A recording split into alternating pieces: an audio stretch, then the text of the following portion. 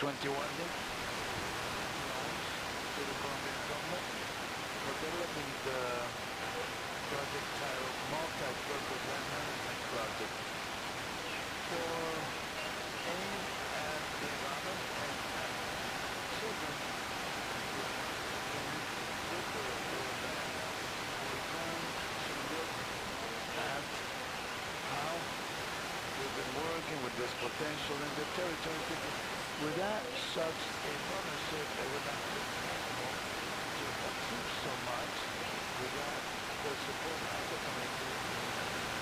The testimony of some of the people that live in these communities. In a farmer mother, when I began to become a leader in my district, it was a little different, and now they're taking the role of women into account. So it's about showing that we can do things, dealing with the land management authorities. So this multi-purpose land management project has always been important, as well as investment in projects. So I believe that the multi-purpose land management project is very good, has been very good for these kinds of efforts. To me, the Amazon region is my territory. I love it. And so we understand that we're part of it. We need it. So we're in love with our Amazon region. We'd like to greet and thank the representatives of entities such as the World Bank, USA, National Natural Parks, the Ministry of the Environment and Sustainable Development, and other guests, in order to launch this third panel, Innovating for Nature, Transformative Policies and Institutions of Biodiversity. Ross, I'm going to give the floor to someone very special, but let me tell you what we're going to have for this third panel. We're going to acknowledge the challenges, the funding, international cooperation in order to improve governance around biodiversity preservation and the fight against deforestation. Now, I will give the floor to Ms. Marciano. She's the head of the Wall Street International Unit at the British Government. She leads a joint team at the Energy Security Department for the Commonwealth. Welcome.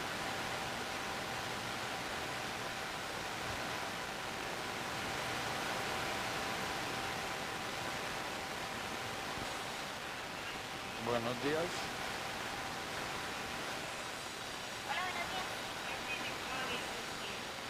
He estado en Cali desde el final de la noche del viernes, y a donde quiera que vaya hay debates y conversaciones sobre delitos ambientales y la importancia de la Convención de la. Desde la primera vez que visité Colombia hace 3 años, apenas estábamos llegando al fin de la pandemia.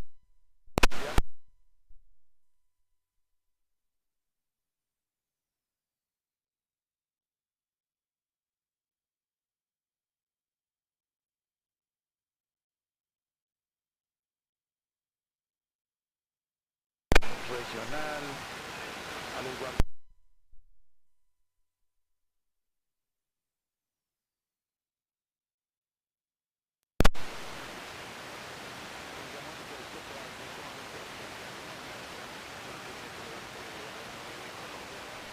porque reconoce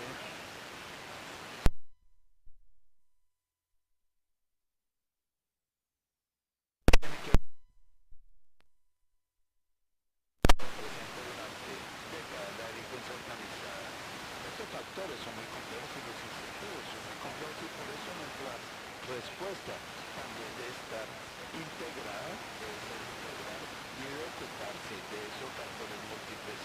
Y esto lo hace el proyecto por medio de 3 políticas. En primer lugar,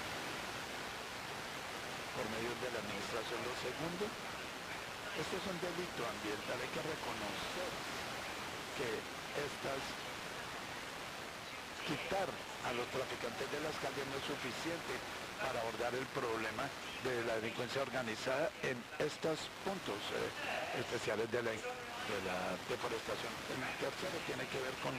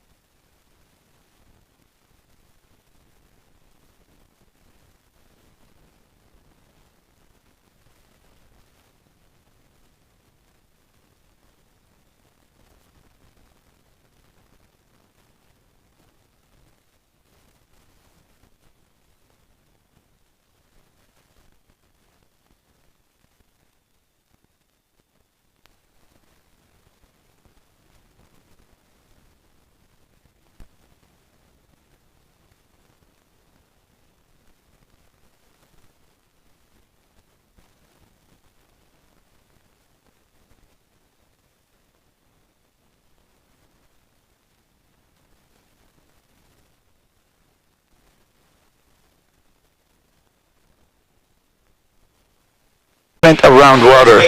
And here one essential aspect that covers the entire development plan is the centrality of the territory. This involves a significant change. We're not only talking about land, but about territory.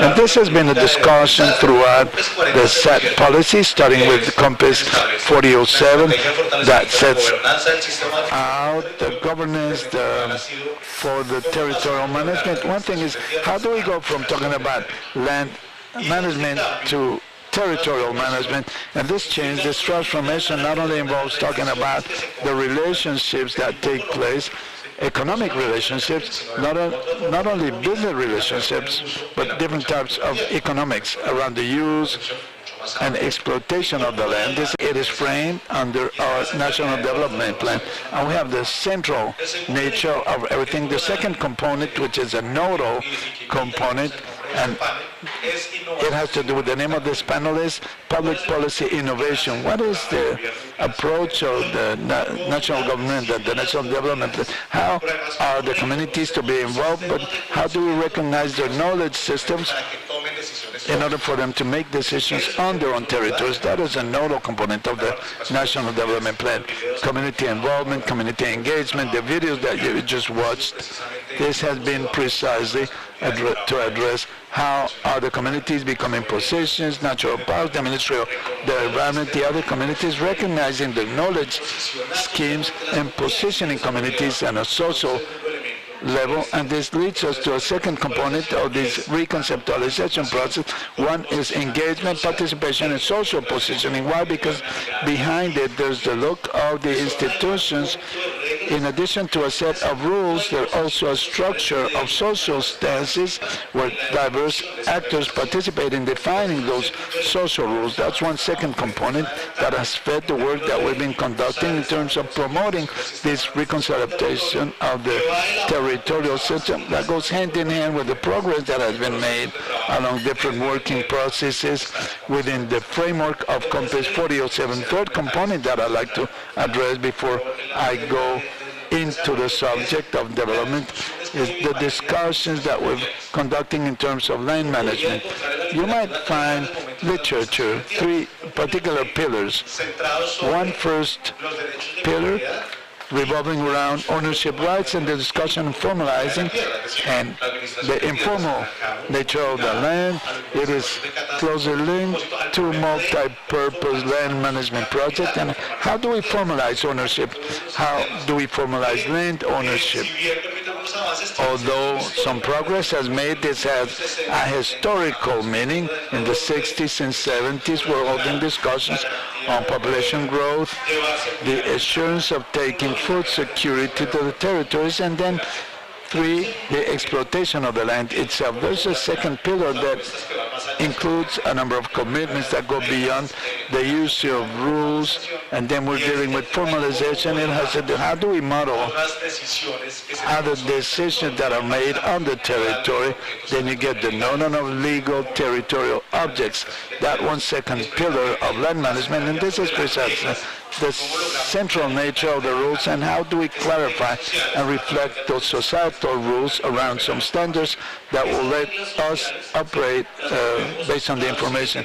We can translate those rules into rights, responsibilities, and restrictions. So how do we reach the objectives linked to sustainable development around greater clarity about the rules and a better structure of those rules? But there's a third pillar, which is the balance of land management projects in the world, which is the implementation involves a number of sustainability issues that have taken place in Africa, South America, in several countries of the world, and it is linked. How do we incorporate the communities, local communities, in land management process? How do we incorporate a decentralized approach to land management, and we provide a significant role to the institutions? So this event deals with policy innovation and with the rules provided by the institutions that govern all of these topics. There's something called the economic policy of territorial management. That is, how do we incorporate the social power forces. So not only the stakeholders involved that are involved in modeling the standard, but there are a number of societal and economic interests involved in the way that these are modeled. So that third pillar that the literature calls economic policy of the territory has also been a component that we've taken into account. So what is the orientation of the National Development Plan? The discussions around the territory, the centrality of this proposal, and based on the progress made and the discussions at the international level, we've considered and developed a number of components at the National Planning Department, something that we want to share today regarding the land and the territorial administration project.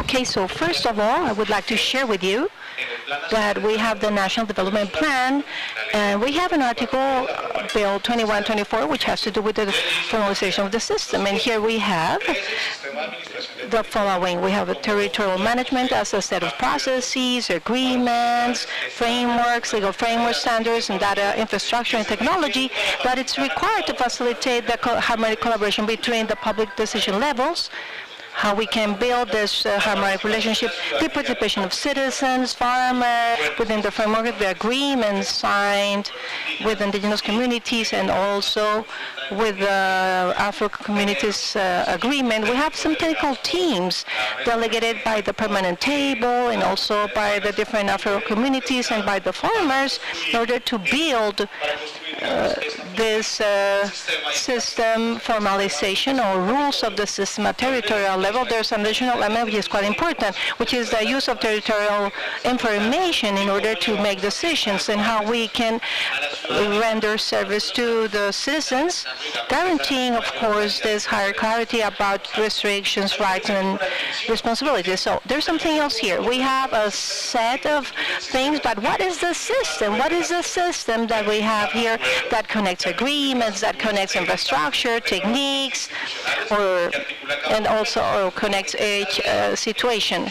We need to build agreements, and as you can see here, from those same situations that we are seeing here, the building of agreements, it's a key element in order to relate each of the parties. The other element is the expansion of knowledge at territorial level. That means there are some elements here that we need to keep in mind in order to make progress in this wisdom formalization. One has to do with building agreements on the technological side, decisions made at territorial level, but also agreements in terms of how we can expand this territorial knowledge, and that implies the recognition of different knowledge systems at territorial level. So here we have a proposal, yes, that shows those agreements at territorial level and some objectives. I just want to highlight them in order to close my talk. First, the territorial management system should promote a higher social positionment of communities, especially of those communities that have been excluded. What is this meaning? The territorial land management should promote an institutional transformation in regards to how we can work with those communities. Number two would be to manage territorial conflicts, but also at adequate skills. Here that implies to think on a decentralization, strengthening of territorial autonomy. The third one is we have higher information. That implies that we have higher knowledge. How we can achieve to expand the knowledge that we have of those territories? How can we take those knowledges to dialogue? And lastly, how we can build agreements in a common manner to make progress in important things such as the reduction of deforestation rates, the affectation of biodiversity. And this implies, first of all, to recognize different territories. We do have different political technologies, but besides this, we should try to promote agreements. And just to close my talk, I would like to highlight that in the framework of the peace agreement that was being signed by the national government with FARC-EP, there's an element here that is not having indicator but has much to do with that management. Please read it, and it shows how can we create mechanisms to build agreements among territories of indigenous communities, Afro communities, around working with common development, but also to have their life as the core of their transformation. That's the progress made in terms of the system, reconceptualization, and special categories that we have included here. Thank you very much.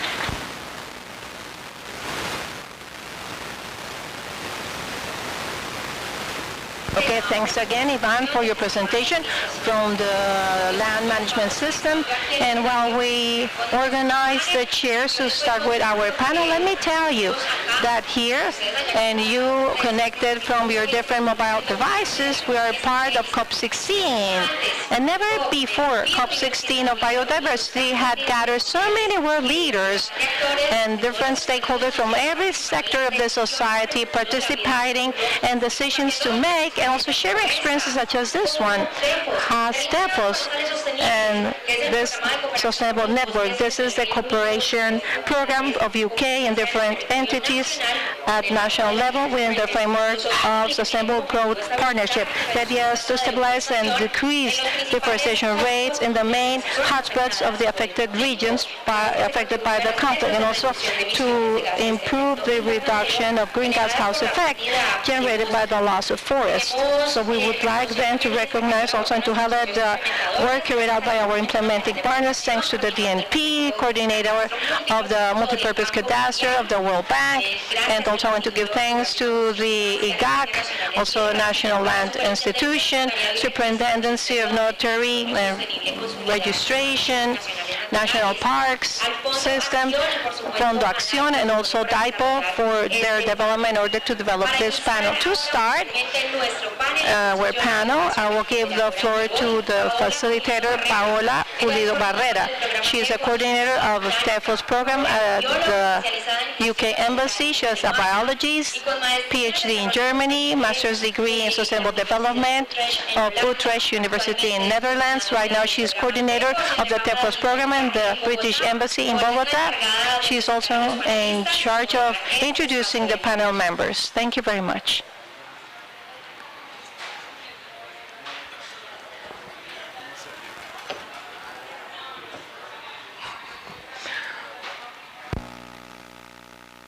Okay, thanks again. Welcome, you all.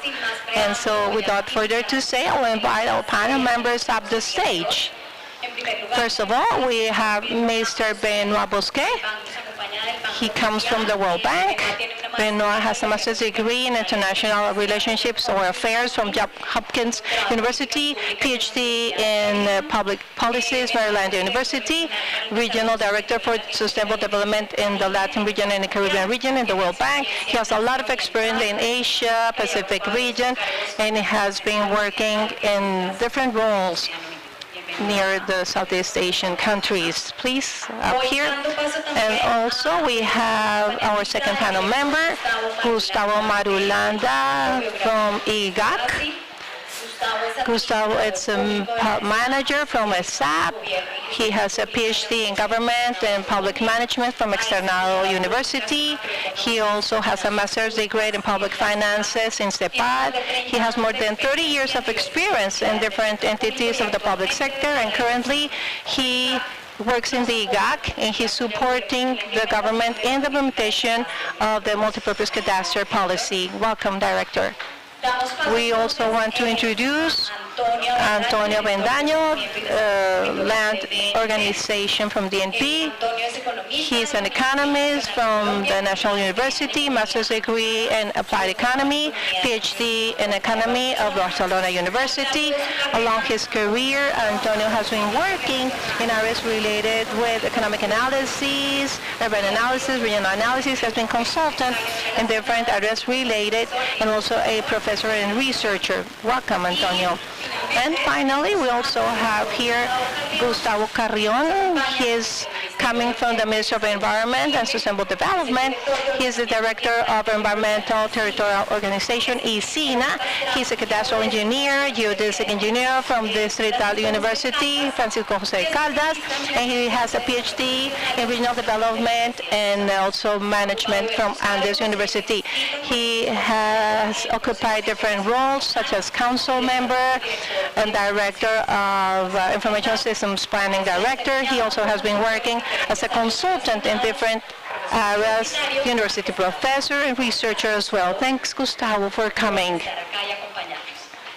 Okay, well, so as was being said before, to start our panel. Okay. Okay, thank you. We need to move the table around. Okay, to start our panel and also to use the time to discuss, I would like to say something. Going back to what was being said before by our boss from the forest unit of the embassy in regards of why this panel, in regards of land management, it's so important in this biodiversity COP framework. She said it very well. We do know that topics that have to do with deforestation are totally related with the loss of biodiversity. Very specifically, and studies have showed that in cases in areas that are more conserved, any type of impact in terms of deforestation can generate higher rates of biodiversity loss. So then, if we ask ourselves, then we need to keep in mind this type of topics associated to deforestation. For sure, that's something that impacts the purposes of this COP.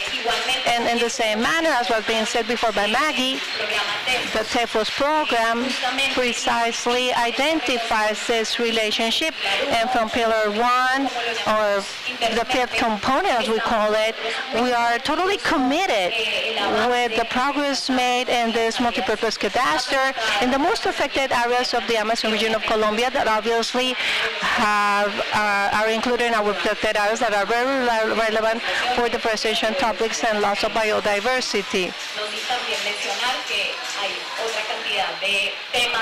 There are also, as we know, there are areas quite sensitive because of the conflict, that it's still active, and obviously that's quite relevant for our peace agenda. And so today our main objective would be to talk about challenges and innovations that are needed for the governance and institutional articulation with the framework of this territorial management system in order to find how this topic regarding cadastral management can achieve a better impact in regards to territorial acknowledgement for the development of public policies at territorial level, obviously, and within the framework of this COP, with an environmental scope and social scope. I just want to give you an invitation. The panel will be talking. No, sorry, that's what I wanted to say. Okay, sorry. Okay, let's start with one first question. For our panel members, as was being said, we have national institutions, we have another global view on behalf of the World Bank. The first question would be, from the different institutions that you represent, which are the challenges that you're facing in order to achieve the participation of different communities and also of civil society towards sustainable land management, respecting the rights of Afro and indigenous communities and local communities? I'll give the floor to Benoit so we can start with this global vision from the World Bank in order to give the floor to the remaining members of the panel. Thank you. Thanks. Okay, thanks again for inviting me here. It's a pleasure to share this panel with specialists from Colombia and also to be able to talk with you all here. So, the main challenge, I would say, the higher challenge would be the building of trust I think trust building, it's a very, very important challenge to build such trust based on intercultural dialogue that will allow also the recognition or acknowledgement of rights of ownership and also tenure security or safety from different communities. And also the recent experience, successful experience of this previous consultation activity and an informed and free manner carried out with indigenous and Afro communities in order to update this cadastral information in Colombia. It's a great example. I think that's an example that it's unique in the world, I would say, from my standpoint. And I'm not sure if Yvonne knows more examples about this, but in the different regions that I have been able to work in the World Bank, Africa, and Asia, I have never seen such an example, of course, of such size and with such success so well. And this is going to be helping much in order to work with climate agendas and also nature agendas together with the governance of land. So all of this, it's working towards working with ownership rights, and was being explained before by Maggie with her opening words. And so this requires time, yes. According to what I understand, the previous consultation took 5 years. 5 years. Yes, more or less 5 years. But the trust, it's not being built from one day to another. So that's something that requires patience and a lot of dialogue and so on. But, well, nevertheless, even though this great success, when the Amazon biome, it's reaching a non-return point, and communities require higher capacities and higher financial activity to continue protecting the forest and also protecting the rivers. So we need much more to do in regards to institutional adaptation and also procedures, and we need more tools to include ancestral knowledge in this land management, sustainable land management. There's much to do. So the tools, normative and operational tools that have been developed in Colombia as part of those previous consultations are an example of how things can be done, how ownership rights can be reconciled with the climate demands or requirements. So, without overlapping and without going against each other, but harmonizing and at the same time making visible what has been done and what is being done right on behalf of different communities, but at the same time that we need to have more support. That's those social and technical developments and institutional developments will show challenges, yes, and maybe more complicated than the ones that we're facing today. But based on the progress made, we do have trust, we do have confidence, we do have this participative base, and it's more solid than decades ago. So the communities are not only going to be an agent of change, but also partners and stakeholders, essential stakeholders of climate and environmental action. Thank you very much. Gustavo, okay, from IGAC, how do you see this challenge in order to achieve this participation? What comes next? And you have been doing it. Yes, sure. And as was being said before, and I repeat what was being said before, the first challenge for sure has to do with trust. Yes, 5 years trying to achieve this trust. Indigenous communities, Afro communities. In both cases, we're able to close those previous consultations after some agreement processes where two situations were seen in regards to the development. We were able to reach agreements on how to solve this topic. So we have some challenges here which are of credibility from both sides, how we can achieve those, how we were able to achieve such confidence levels. After that first step, we have the tools needed. We need to see which are the tools needed. How can we agree? What information should be raised? What are the characteristics of such information? Who's going to be managing the information?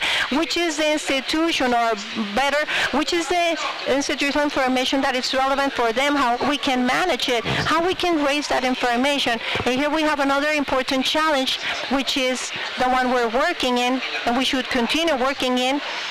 It has to do with the territorial management. How can we empower communities? How we can train them? How we can give them training, capacities, competencies for them to be key stakeholders in the territories. And we're thinking, as was being said before by DNP, a key element of those three, we need to empower communities, because here we need to transfer knowledge, transfer capacities without losing the focus. Of course, we are not saying then that we need to take them knowledge and that we need the one we have from the institutions. No, how can we build with them those bridges, and also from our side, how can we can understand that concept regarding restrictions, responsibilities? Is that the same one that we have on our side? Maybe they have another logic. Maybe they have another way of thinking, and that's probably associated to their territories, to their ancestors, and that's something we need to work with. That's part precisely of this generation of trust. Yes, and we have institutional challenges which are quite big, and also within the framework of this land management system, which at the end includes this first question. Those are two very important aspects. How can I say it? How can I say it? Here we have some topics that we still within the institutions are generating some type of lack of trust in regards to the negotiations that we have carried out with the communities, indigenous communities. And so we did work with a 5-year process, but we still have one more year. Well, I'm exaggerating, maybe 11 months and 45 days trying to bring. We need to issue a decree that materializes those agreements. And here we're talking about internal discussions within the same institution in order to issue this. We had issued a first agreement. We went back and we needed to discuss it within the government. And that's also part of this institutional situation that we have, that we need to solve, yes. But at the same time, within the framework of those management systems at land level or territorial level, we need to solve them in a more effective manner. Those rules that we're talking about, let's say, that are a very important part of such agreement. But it's not only staying there, on how we can connect this value chain that can allow us to answer to those requirements that those same communities are requesting. Of course, in regards to the cadastre, but not only about the cadastre. The cadastre is just like the element that gives us like an information baseline. It identifies us that in Chiribiquete we are capturing more than 300 informal activities that shouldn't be carried out there and threatening the sustainability of this important park that we have in our country. It allows us to identify how about 9,000 informal activities have been identified in San Jose del Guaviare because of the work carried out together with the World Bank, together with the UK, with the TEFOS program that is financing this activity, and also within the framework of the cadastre. Of course, we have been able to identify what do we do with this information? How can we respond institutionally to this topic without losing the trust that we have in our citizens, farmers, indigenous that are in these territories that have been there for many years and start maybe seeing it in an adequate manner. So that's more or less the effort that's needed to be done. How can we agree with those multi-sectorial tasks and this logic? So here we have a very important task to carry out. How can we support other type of institutions that have much to say in this regard? How can we connect? Maybe Gustavo can help us later on. How can we coordinate efforts that within the territorial land management we need to have, for example, within the energetic sector, the agricultural sector, environmental sector, in order to respond to citizens in terms of this trust and this legitimacy and resources they need to have a say, facing an additional threat, which is precisely those illegal armed groups that are present there. And we also have been affecting the tasks, the cattle ranching activities, illegal mining activities. Those things are affecting us, of course. In some cases, are affecting the how can we avoid also that in this logic about this legitimacy we can achieve, or how can we find an agreement in these areas that are so important in regards of biodiversity, sustainability. And so here we have something quite important that has to do with the trust, legitimacy, and how we can finance sustainability in these places and in this territory. So I'll stop here. Yes, thank you very much.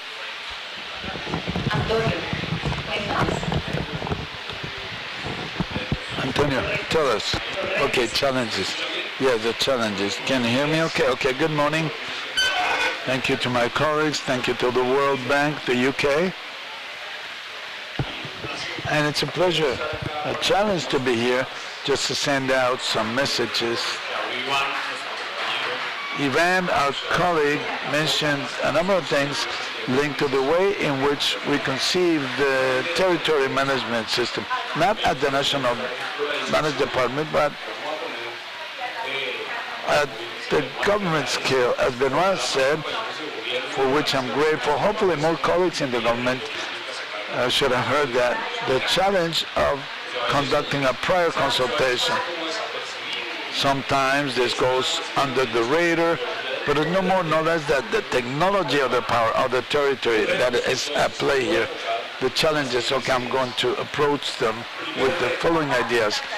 Challenge one, Ivan mentioned it. What is going to be the geographical scale associated with the political decentralization process, administrative decentralization process in Colombia? How we're going to be managing the territory there. Hence the discussion. Why? Because this is a challenge. If we're going to talk about decentralization, changes in the system, then we need to talk about how much money we're going to spend in territorial management at the transfer exchanges, but not only in terms of fiscal policy, but environmental policy. How many resources or assets do they have? What kind of money do they have? 80% is inflexible, own resources, and this is where Geography for Life is a cultural source. It deals with the sustainability of the land register.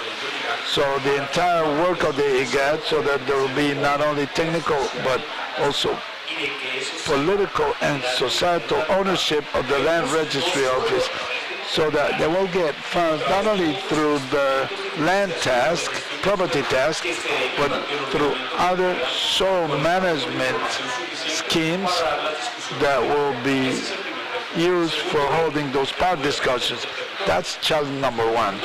Challenge number two. Ivan mentioned the political technologies behind the management of the territory. So let us talk a little bit about contractual technology.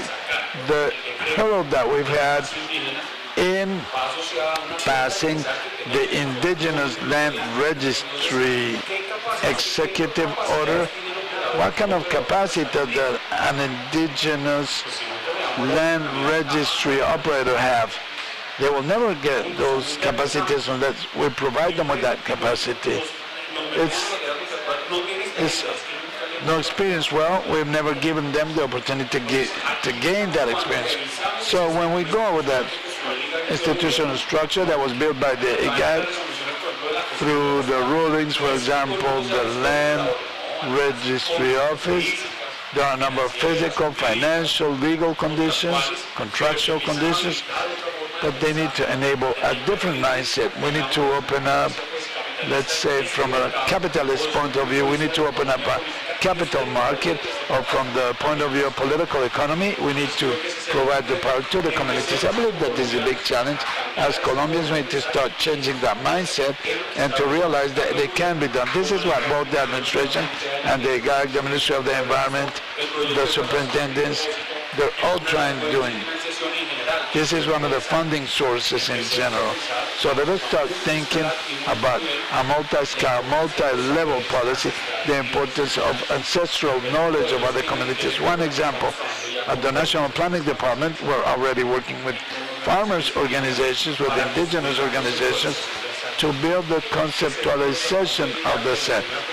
We took that out of the GATT, lessons learned. It's the other way around. It's not, here's your decree, check it and see what you think. No, it's the other way around. Let us build together those knowledge systems, and then let us see what we can come up with, or what kind of agreements we can make. And the third challenge is how these knowledge technologies, which is complex at the set, how are we going to enable and make feasible an exchange of knowledge? Rodrigo Primi published a column yesterday at El Espectador newspaper. If we're going to talk about ways to solve the triple crisis, climate change, global warming, and loss of biodiversity, he sets 6 conditions. The biggest one, the main one, is how are we going to provide the participation mechanisms, effective participation mechanisms for land management, for land registry matters, and environment protection. Because in Colombia, we view land management as a set of huge technical papers. Of course they're important. I've made a living of this, but we have never held the discussion, the political discussion. We tell them, these are your tools, read them. Why didn't you build it with me in order to hold the discussion at the municipal councils? This is not something that happens only at the municipal councils. It also happens in major cities. So how do we ensure that technical interlocution goes beyond compliance with standards in order to have a discussion, a power discussion that will be linked to the use of soil?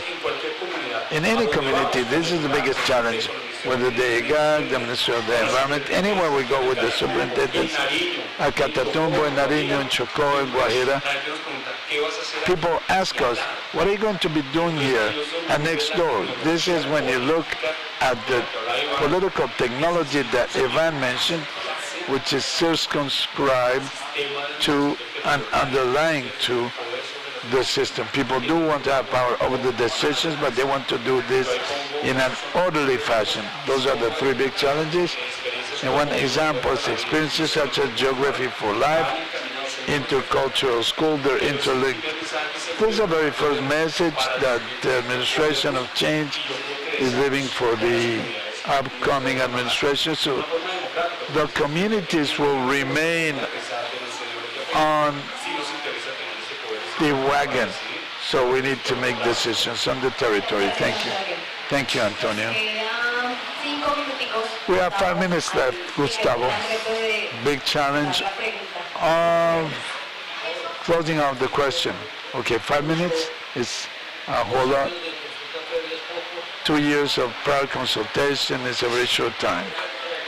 Okay, very quickly, I believe that there are 2 essential challenges to be faced at the Ministry of Environment regarding your question. What are those challenges of the land management system involving participation, the indigenous communities? I believe, just to point out that we're at the COP16, the first one at the Earth Summit, 32 years where societal issues are information, the rights of indigenous peoples, the territorial vision, they're still essential. And I believe that there are still 2 key challenges, just to say it very simply. Decision making. The first one has to do with the democratization of information. There's lots of information that is being produced. Too many challenges when it comes to public policy transformation, innovation, many challenges regarding interinstitutional restructuring, and this necessarily means to be part of the discussion. It's that simple. It's also about democratizing information, knowledge dissemination. This is an exercise incumbent on the state as such, at the central level, at the regional level, reach out to the communities that are in the territory. And this is a challenge that's from the bottom up. Also the basic foundations of concepts and environmental approaches. How do I involve the knowledge of communities in decision-making processes?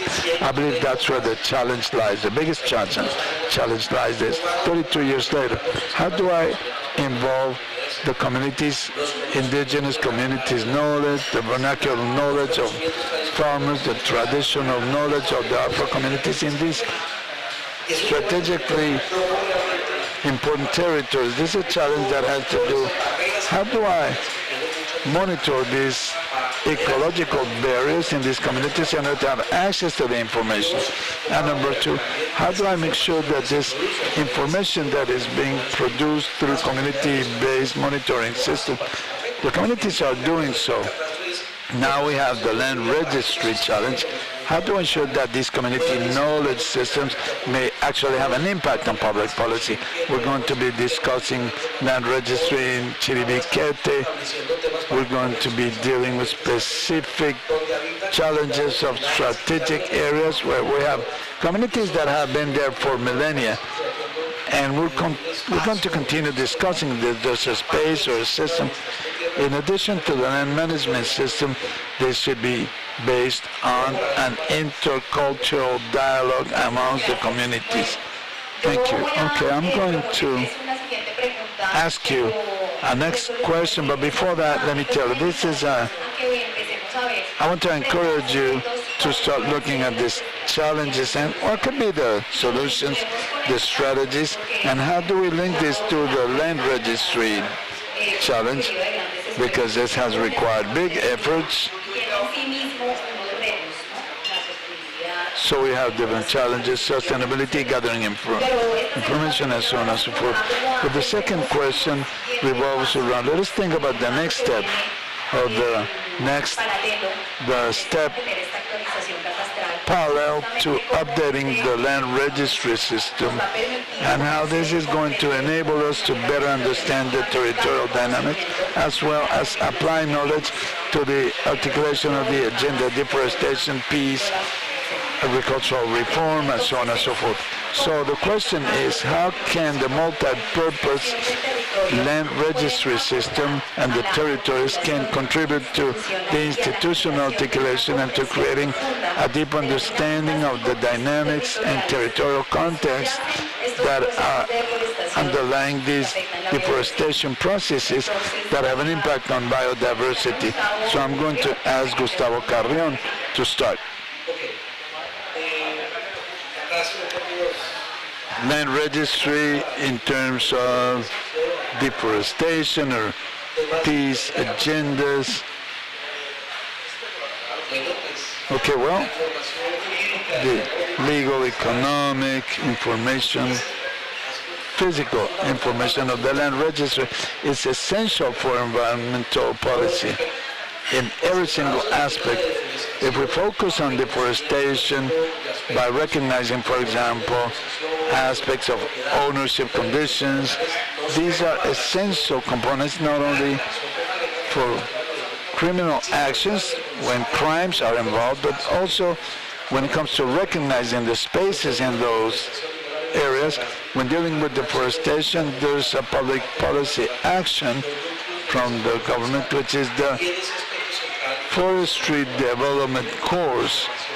These are some that require lots of land registry information to be provided to the community action councils in order to deal with all of these elements that involve payments for environmental services, conservation, and different components.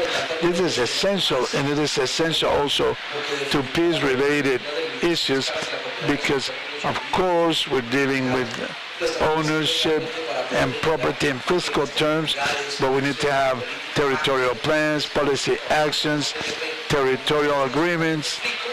In some of these conflict areas, these are usually the areas where the biggest wealth is to be found in the territory. We've called this the cup of peace with nature. And the farmers' agenda is also essential. We're dealing with the Ministry of Agriculture. We've been working on a very powerful agenda in several areas of the country, specifically in the Amazon. There's an essential commitment on the farmers' territoriality, acknowledging the essential rights that require information from the land registry. We've been working with the National Land Agency and the Ministry of Agriculture in standardizing and regularizing the farmers after the peace accords of 2018 in many of these areas that border the agricultural frontier and the special environmental interest areas that require, well, occupation process. How do I regulate? This is essential information not only for the environmental sector but also for the agriculture sector. The regularization of this information requires land registry information. If I want to know how many people started out in 2018, this is essential. Or maybe I'm required to establish the borders of the farmers' reserves within or without the forestry reserve areas. We're going to have the very first one, the first meeting, day after tomorrow in Medellin. The very first forest reserve area is going to be created. So I require key information in order to deal with these territorial collectivities. This is essential. All of these rights agenda, for example, farmers, forest concessions, this is the thing dealing with public policy. These are essential. Legal, physical, and economic boundaries are essential. And let us not even mention the peace accords and the participatory environmental figures in Caquetá and the Amazon. They require all of this information or sharing and articulating land registry information, which is essential. Let me stop there. Thank you, Antonio. Okay. Land registry information is the basis for the four key processes: territorial management, value, how much is the land worth; legal, ownership, who owns the land; management, what can be done. Remember the IGAC land register. Before we had the land register based mapping, geodesics, agrology, use of soil, soil location, and the fourth mega process, development. What can be done? And so the link is a direct link and an essential one. This is why every time we look at the challenges that the land registry faces, conflict,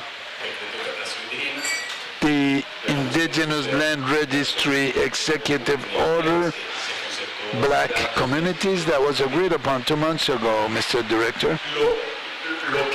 What the message that I'm sending out to the citizens, the people that are watching, we need to continue to believe in both the IGAC and in the land registry office, and we need to further strengthen those institutions. We cannot do anything in the territories without that information.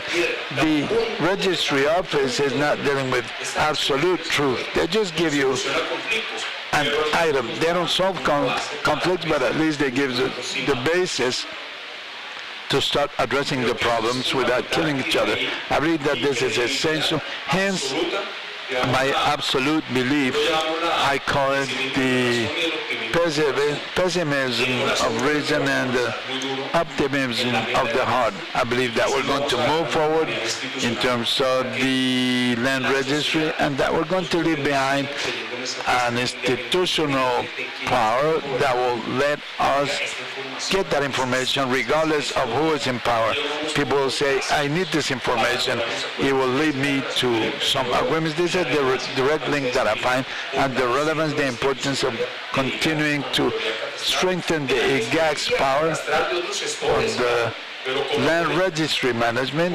There are other agencies, of course, but if someone fails, then the IGAC will come in So this is also political technologies that we need to deal with in order to address the responsibilities that some managers will have. And then the director, of course, we need to improve the institution, the National Planning Department, the supervisors, the entire institutional link or chain. But as I say, I'm quite optimistic, and this is what we're doing. This is going to let the Land Registry Office to make progress together with the farmers, indigenous, and black communities in the country.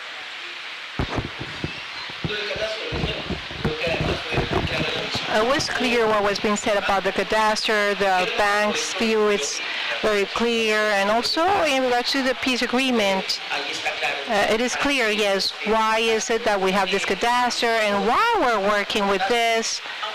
But beyond the agreements, we had some needs in our country, and also in the civil society. We also have demands and milestones and so on.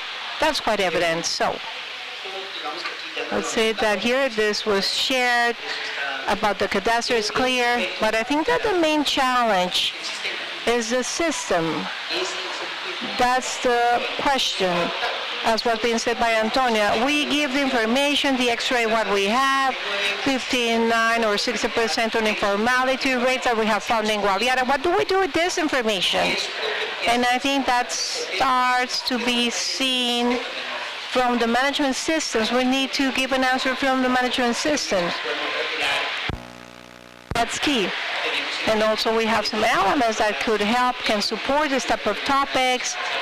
Spatial data infrastructure that IGAC has, where we can help you with that information, cartographic information, cadastral information, land order information. It's a little bit not so updated, but it's there. We also, let's say, we give information from the land observatory that allows us to observe what's going on in those territories, and I think that's key. And so if we have that information, what being said before by Antonio, on a local level, scalable, multi-sectorial level, here's where we need to work. And yes, this is an ethnical focus, differential focus, farmers, of course, with the conflicts that we can encounter at territorial level. But the challenge that the government has is how we can adopt this, what was shown before on the screen, in terms of processes, people, technologies, how we can put this or give this to the different institutions so they can act in an effective manner, especially with vision, intercultural vision and so on. So I think it's where we have the main challenge. We're just a tool, and we just give the information. But 25 million of hectares are part of the TEPOS program. 25 million of hectares, all of them within the deforestation arch, as they say, 7 departments where we're working, intercultural schools that are working with this topic. We have been able to train more than 400 people. The idea is to reach 1,000 and to have 30 nodes to empower the community. Today we're raising information in San Jose Guaviare. In San Jose Guaviare we have found that in maybe 1,500,000 hectares where we're working, besides the Chiriquete place, we have been working hard. We find difficulties, yes, such as illegal armed groups that are not willing to go to those places, to 10% of those places, 10% of the territory. So we have 67% of information already, and we are right now working in 90% of the territory. Any activity has been carried out, many activities have been carried out. Let's say we have been able to share information, disseminate information, and with DNP we had worked with what we call intercultural school, even though what it's been said by some stakeholders that indeed there are some difficulties, yes, but only 10% of the territory. We cannot say that the state is not working in an effective manner in those territories. No. And so the idea is to give information from the cadastre, to use this information, to use it and to continue working as we have been doing with parks in a more structured manner. So I think that the SAC is this element that will allow us, yes, to achieve these agreements, these guidelines, these processes that in a very articulate manner will help us to give a better answer as a state and reduce the situation that we're having at territorial level. Thank you very much, Director. Thanks again. Well, I do agree to what's being said by the different panel members.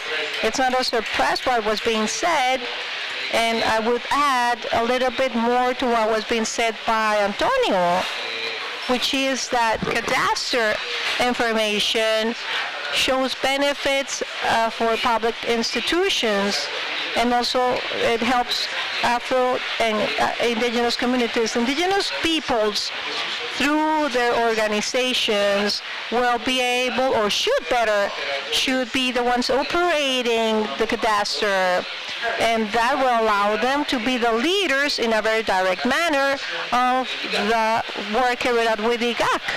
This is great progress, I would say, progress made.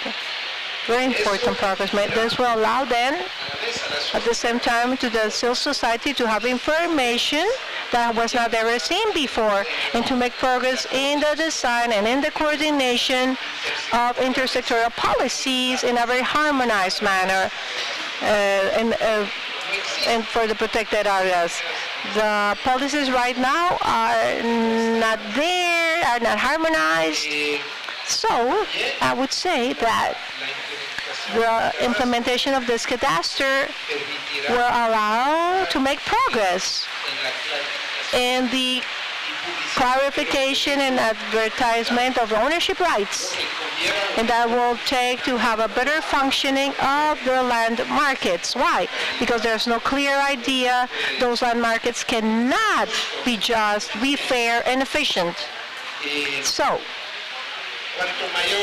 if we have more security regarding land tenure, we will be having multiplying effect of the benefits of those public policies, and also higher access to other type of rights, social, economic rights coming from this type of formal connection with the land.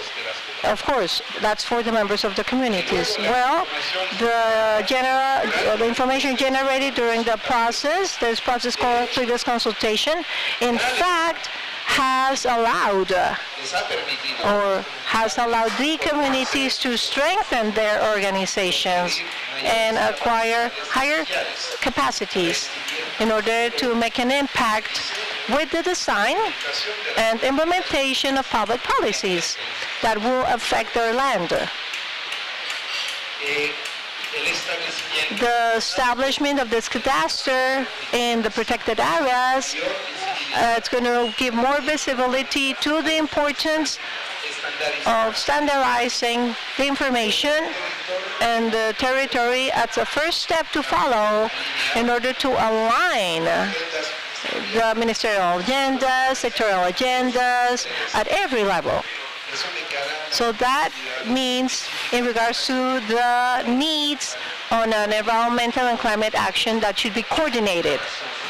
That's the reason of our presence here in Cali. And lastly, with the cadastre, we have been able to strengthen the enforcement laws, authorities, environmental authorities, for them to work at institutional level and also to work with different dimensions and also in a coordinated manner. So there are many benefits. Thank you. Okay, there are many coincidences. I think that we are tight in time, so we would like to give time for some questions. I'm going to ask one last question, and for you to answer in a very concrete manner. And I would just like to mention before that most of the ones here, and for the ones that do not know, TEFOS is working more on the cadastre side, but TEFOS also has Pillar 3, which is working with actions within forestal activities. As was being said before by Gustavo, from the agenda of the Ministry of Environment, The forestal nucleus are work done by the government to stop deforestation in areas that do require. So, in order to go deeper in something more concrete, within the framework of DEFOS is a cooperation program that is supporting the cadastre and also it's supporting sustainable livelihood and forested that we continue working. We will have been having time until 2026. My last question to a very concrete answer would be thinking on the today as the current situation, the progress made, challenges that we have been able to identify. Some will be a long-term, mid-term, short-term. So which do you think should be those actions to be carried out that we can work on today in order to help with these agendas, Of course, Minister of Agriculture, Minister of Environment, understanding the Minister of Environment, Forest Guideline, Territorial Order, many of those within the ministry. Which are the actions of the stakeholders? With whom do we need to talk? Who needs to be sitting at the table? Who's left outside? Who should we include? So we can have this reality. Everything that you have just mentioned, all of those opportunities that we see on the table, how can we make them a reality with a concrete action today? So I'll give you the floor, Benoit. But please, very short, so we can give the floor to the QA session of the public. Yes, the first one is that we have some things that are being done. Yes, are being done on behalf of the World Bank and together with the cooperation of the government and with many other organizations through this other program called the Heart of the Amazon, that is part of this main program that is called Amazon Sustainable Landscapes, financed by the GEP.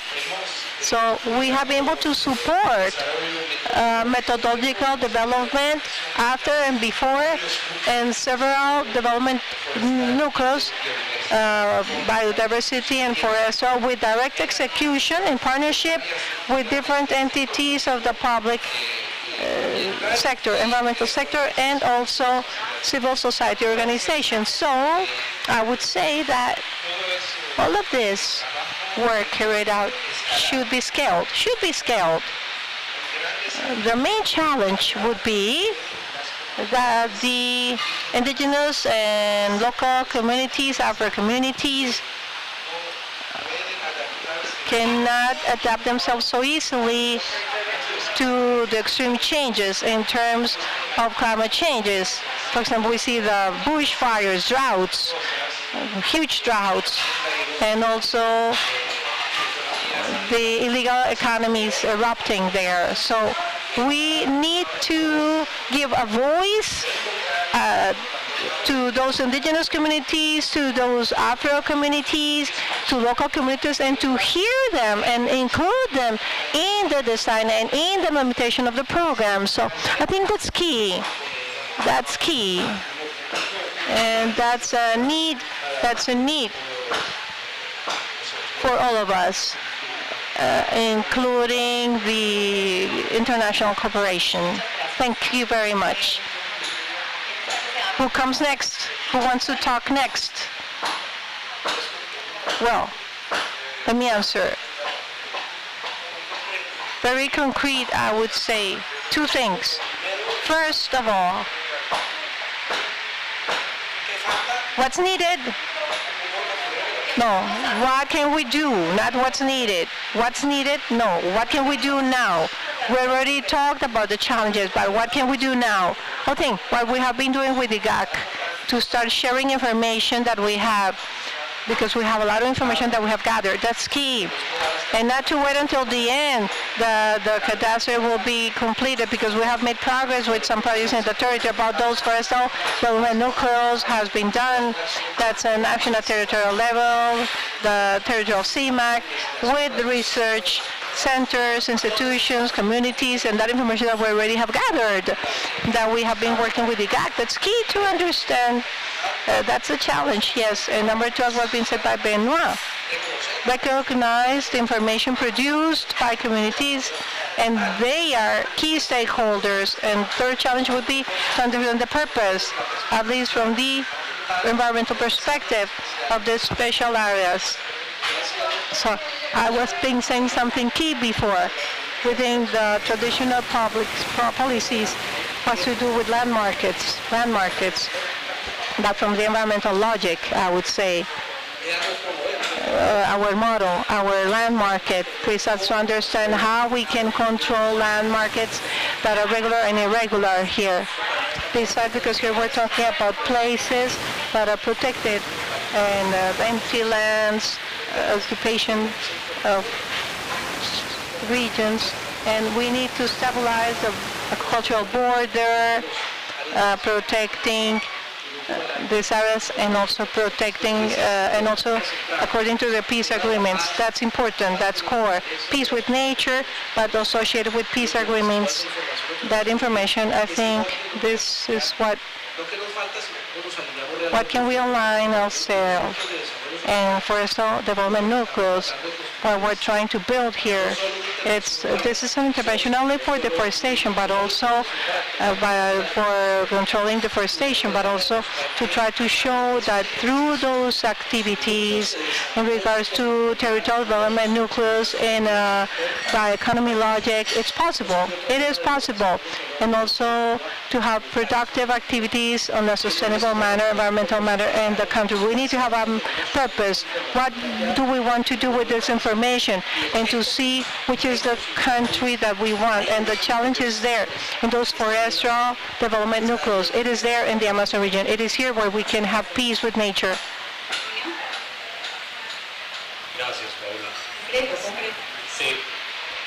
Okay, one needs to read. The technical teams of the government should read, because there's progress made for the now.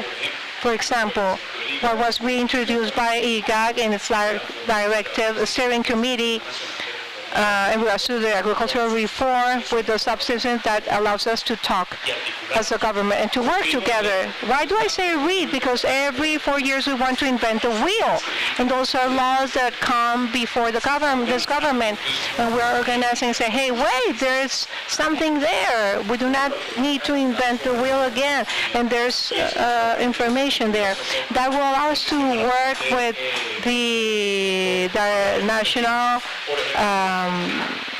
with the protected areas, and something quite important for SAP, but the SAP, it's more abstract. Let's go to concrete things that we need to do today, and to see what's being proposed, what's on the table on behalf of the institutions, and also in regards to the cadastral information being generated, because we have information that can be used.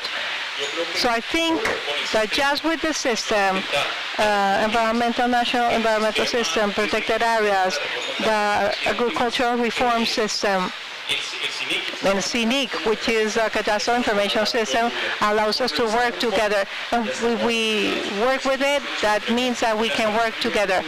And I, as director, always send this type of guideline. Let's read, let's review, because that's something that has been, it's there. We need to see what's there and not to generate new steps and new strategies. No, each additional step takes 3 months. So there are things that have been created before. Those can be improved, yes. Other people can improve them. Life should continue. So right now, I think we have so much being done by the institutions.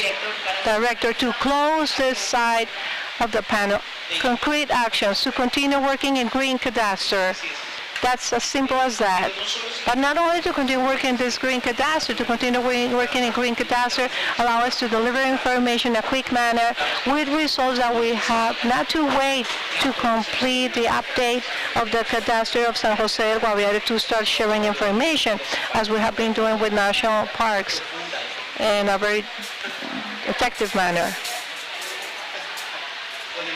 with the Minister of Environment, and also we have been working at this topic with them. So I think there's much to do there. We need to continue working in a very structural manner and to continue working. I insist again, the territorial management system, I think that allows us indeed to stop talking in an interinstitutional manner, to reach structural processes that once we go, things can be there, structured, as a good practice, as a good organizational culture. But yes, I think we have something important that we will continue working on the logic of this green cadastre, that element of how to value the soil or the land with environmental scope. So here we have a methodology being used together with the ministry, with parks, with many different government institutions that work with the environment. I think it's worth it to start also putting the strategic value on the table about those ecosystems, also to give another way out to such situations that we're having in regards to our biodiversity, our Amazon. So clear and concise cases that we need to continue working with. But I'll stop here. Thanks, Director. Okay. So I would like to say, just to close this side, to give thanks and also to show the will from TEFRO's program to include, to facilitate, to continue building bridges, and also talking with whom we need to talk so this becomes a reality. Okay? In order to close our panel, we will be having Yvonne Moreno, Senior Specialist in Land Management of the World Bank, who's going to be helping us with a question being asked also. So I think Yvonne, if you would like, yes.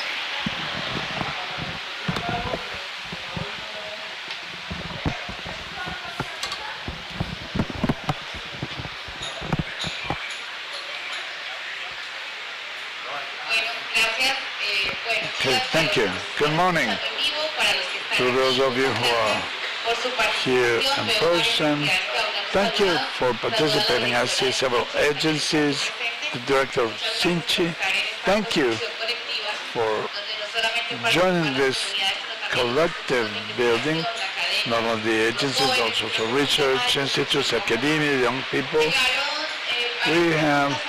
We got several questions. We've selected 3 questions. Not everybody has to answer the questions, but we're going to check and make sure that not everyone answers the same question. I'm going to read question number 1. It came up several times. It has to do with international cooperation and multilateral banks. How can we follow up and provide continuity to the process? Question number 2 is, after listening to all of these presentations, someone says, well, but all of these bases of information, well, it's a key. They're saying where the protection and the biodiversity are to be found. How to bring that baseline to Colombia's energy transition. They didn't specify which Gustavo they mentioned. And question number 3 is, there's a time factor in the land registry. How to deal with this time factor in order to move forward. And the audience are also some of my colleagues from GNZ, KCW. So one greeting to them, because they've been providing lots of support to the community and to the community participation processes. Thank you as well. Okay. I'd like to thank the person that asked that question, because I was about to provide an answer by saying that part of the actions that we need to undertake is to continue to get cooperation funds from the British government freely. So the idea is that we will be able to move forward under that possibility of continuing to get funds. I don't see the ambassador anywhere, but please convey this message. And hopefully the bank will continue to support us on this task. But let me insist, this requires a procedure. It needs a structure. We need to continue to work on this. Otherwise, within the coming administrations, we'll still going to try to deal with each agency. It's not about starting from scratch. It's not about having to empower the Colombian infrastructure as an essential tool designed to deliver the information. We need to set a procedure that will make it possible for us to become integrated. The tools are there. Technical issues, and that non-technical heterogeneous lack. It can be regulated. You can update the land registry. How do we make sure that the information will flow properly and let us make intersectoral decisions, multi-scale decisions, so that the community will become empowered? This is where the challenge lies. And this is what we need to continue to work on. And the hope, at least my hope, is that our land management systems will let us flow along that dynamic. Anybody else? Energy transition. Can I get the help of the audience? Yes, the director of Sinchi can help. Okay. Well, the first thing that needs to be said is that the transition is not only energy transition, but also societal and productive transition. We're not talking just about the change in the energy matrix or fossil fuels or cleaner fuels in a context of climate crisis and biodiversity crisis that the planet is undergoing. It also has to do with the change and the transformation in the vocation. Social inclusion, after all, is the issue. I believe that this economic and societal transition is linked to the vision. If we want to talk about going over the extractivist model, we need to understand that there are other ways that the territory can pick, such as bioeconomics, forestry economy. This is what is being discussed right now. Not only green business, but also the perspective of a new territorial development model for Colombia. And this is the forest development course that provides the answer, the laboratory. So I'll give the floor to the director of Sinchi. Thank you. Good morning. Very specifically, yes, we do need to change the setting. It could be the land bank. Why? Because we have the parks, but we do have an urgency, which is the scenario needs to start somewhere where there's no legal schemes. Parques, the National Parks Agency, they have their own legal system. The indigenous peoples are part of the political constitution, but we do have a big mess because unless we address the issue of land ownership or what we're planning on doing with the policy, then we will not be able to change the extractivist model. It means that we need to do it in an area such as the Amazon, where we have thousands of pieces. So the bioeconomy is the commitment. This is what we've been working on in other programs with the UK.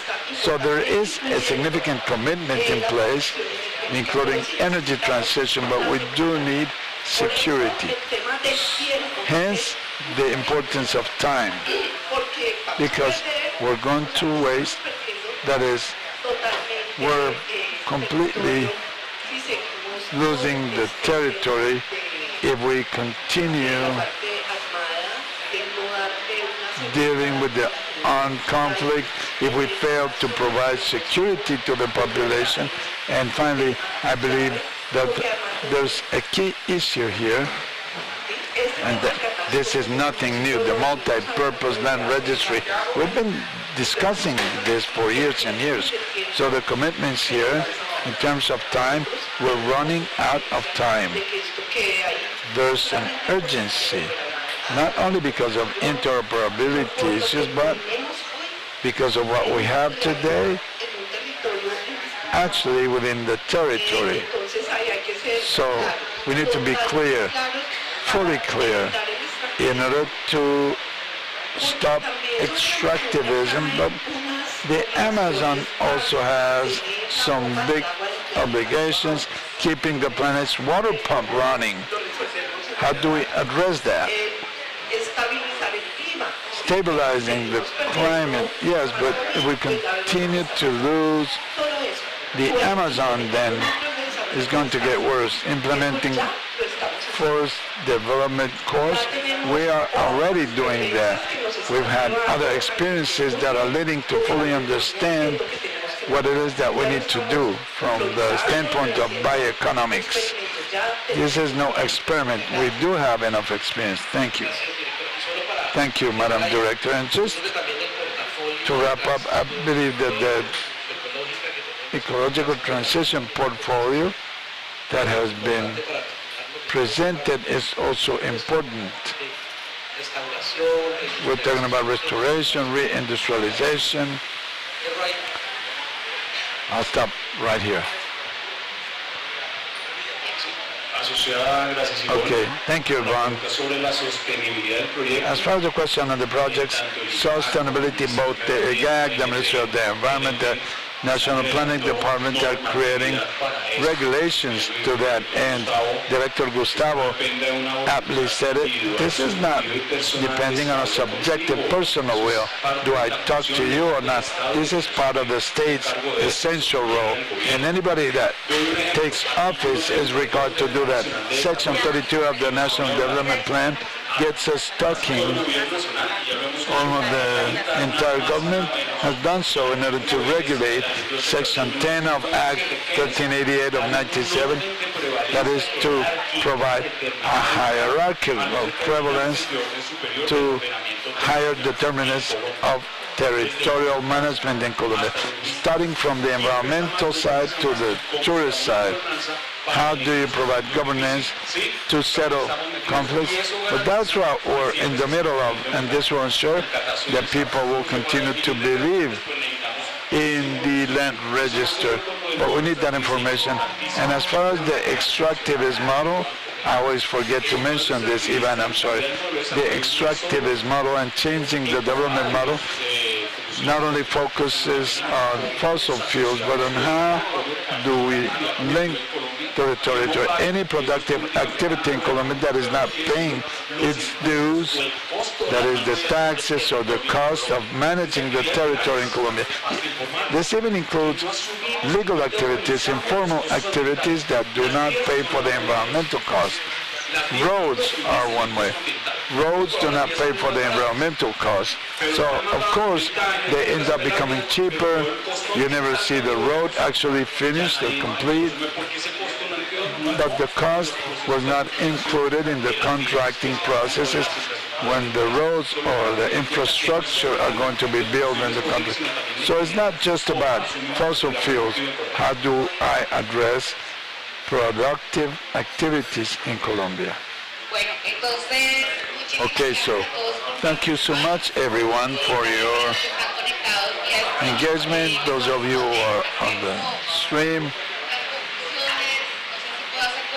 maybe the conclusions.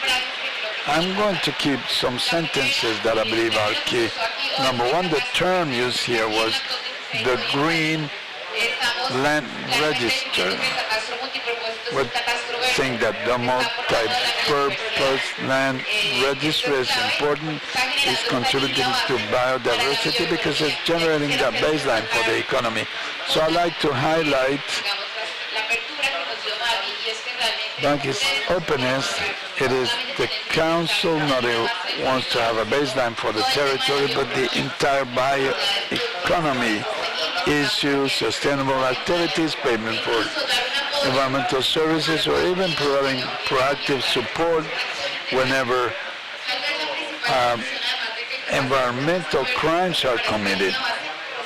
So we need to build this baseline jointly. Who has access to the information, how this system is fed, and how do we continue moving forward. But my main conclusion is that there is information available. Time is of the essence. We're running out of time, and yet we do have information available. For example, you go to the IGAD and see the imaging that they have.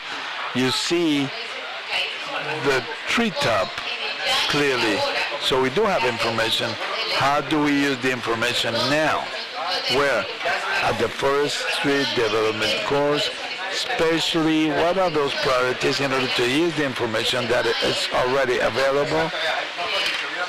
So of course, we need to have greater detail, but in the now, we need to coordinate the forest development course in the zones where we want to do restoration, so that these lessons learned will help us to do this across the country. There's already imaging available. How do we use this information for different purposes? And for the strategy, which is to preserve, recover, and maintain biodiversity in the country. So thank you so much for your participation. We hope that we will all be making this more specific. Thank you. Thank you to our panelists, to our moderator, Yvonne. Thank you for sharing your experiences, this knowledge exchange that has made our day much richer. And we've learned a lot about the concept and the development. Thank you to all of the people that were here with us. To those who are with us online, thank you so much. Now we're going to have a networking space. Make the most of the British House to visit the exhibition, the photography exhibition, amongst which the TEPOS program. Please come back into the house, go to your right, and you will find this beautiful exhibition. So we've successfully completed this series of panels under the COP16. Lots of learning, lots of experiences for the future. On the website, programatepos.com, it will host all three panels so that you can check them, watch them again, and interact based on all of this information. Thank you for being here. I'm Estefania Hoyos, a journalist and consultant from the World Bank. It was a pleasure to be with you during the past few days. We're at the COP16 in Cali. Valle del Cauca is the main venue. Peace with nature. Have a wonderful day.